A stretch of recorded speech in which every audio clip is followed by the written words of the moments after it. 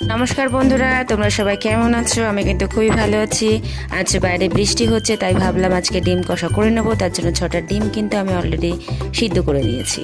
তার জন্য মশলা নিয়েছি, টমেটো, পেঁয়াজ, রসুন, আদা একসঙ্গে বেটে নিয়েছি। তার সঙ্গে যে মশলাটা যাবে তোমরা সবাই জানো, কমন মশলা, ধনিয়ার গুঁড়ো, লঙ্কার গুঁড়ো এবং জিরের গুঁড়ো। এটা কিন্তু কমন মশলা, সবাই জানো। আর দুটো পেঁয়াজ, ছোট ছোট দুটো পেঁয়াজ কুচিয়ে নিয়েছি, এটা তেলের উপর দেবো, কারণ পেঁয়াজের গন্ধটা ভীষণ ইম্পর্টেন্ট। যে কোনো কষা জিনিস করতে গেলে কিন্তু পেঁয়াজ ভাজাটা অবশ্যই দরকার। তার মধ্যে আমি ভাত করে নিয়েছি, ভাতের সঙ্গে কিন্তু এটা বেশ সুস্বাদু।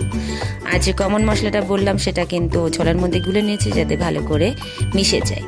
6টা ডিম কিন্তু আমি ভালো করে তেলের মধ্যে লাল লাল করে ভেজে নিয়েছি, এটা দেখতেও সুন্দর, খেতেও সুস্বাদু।